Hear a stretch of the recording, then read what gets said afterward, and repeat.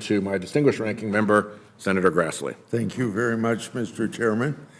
We're holding our 9th hearing on climate change. In each of these hearings, I've taken an opportunity to remind everybody what the Budget Committee is about. So I urge the committee to focus more on our country's unsustainable debt. And my reminding every opening of this committee of that isn't going to stop today.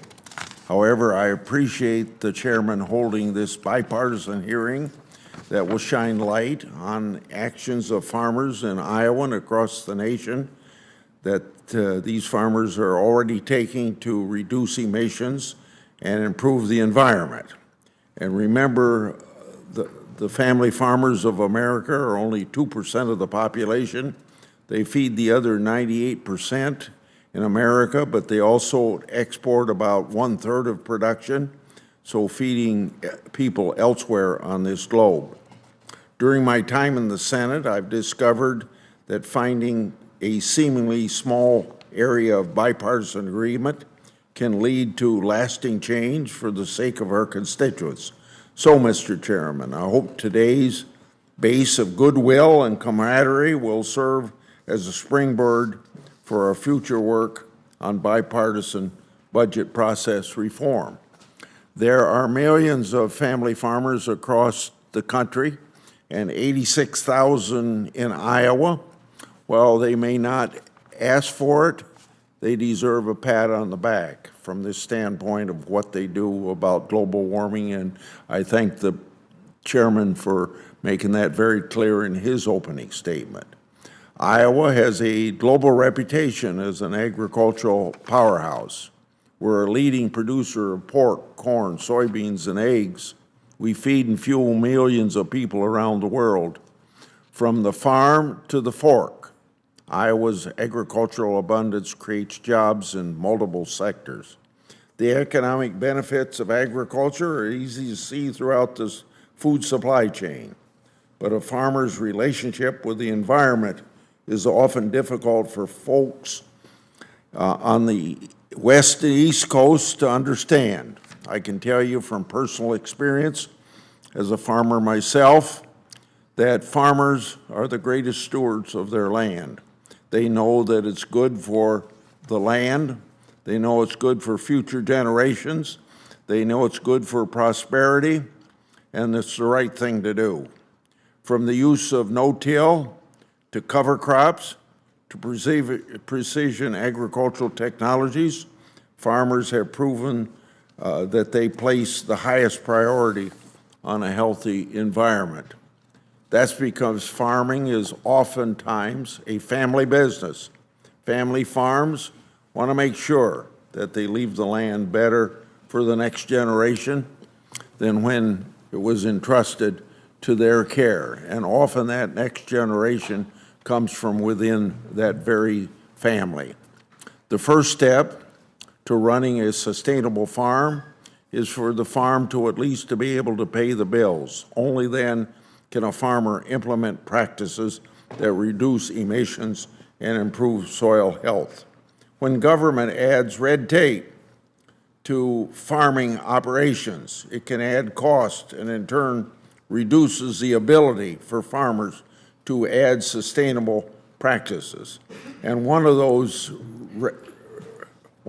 regulations that EPA is putting out that maybe will be halted now because of a recent Supreme Court decision last week is waters of the U.S. The Iowa Farm Bureau put out a map, maybe during the Obama administration, but it'd still be applicable in the Biden administration, that government regulation would affect 97% of the land in the state of Iowa. And how can you farm if every time you go to the field, you're having to worry about are you violating some regulation? That's just one example of a lot of government help that farmers don't need if they're going to be prosperous and do for the environment what must be done. Today's panel is an impressive group from rural America. They illustrate that farmers are actively working to confront the impact of weather events like flooding and drought.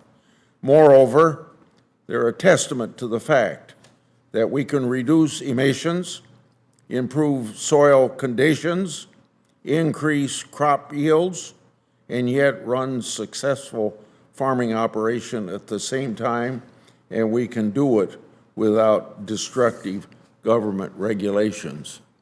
So I'm going to take the rest of my time to introduce the two Iowans that are here. Probably don't do them justice with my short introduction, but I want to welcome Brent Johnson. He grows corn and soybeans on his family farm in Calhoun County. He's a precision agricultural expert, agronomist, and certified crop advisor. He also happens to serve as president of the Iowa Farm Bureau. I've been a member of that organization for longer than you've been alive, 67 years, so I know that it's a good organization and you're going to be a good spokesman for them. He was a 2020 recipient of the Iowa Department of Agriculture and Land Stewardship Environmental Leader Award. Few know Iowa farming better than Brent does. We also welcome Mr. Brian Sievers, who operates a grain and livestock farm in Scott County. Following 2 terms in the Iowa State Legislature, he commissioned his anaerobic digester system in 2013. It processes beef cattle manure, food waste, and biomass with nutrient-dense fertilizer and biogas. He is the vice chair of the American Biogas Council Board of Directors and recently joined the Rosaline Alternative Energy to produce renewable natural gas from his digesters. Brian exemplifies what it takes to be innovative and kind of all of the above approach to achieve energy security. And the other 2 people I won't introduce, but I want to welcome you as well. Thank you very much, Senator Grassley. I cannot improve on your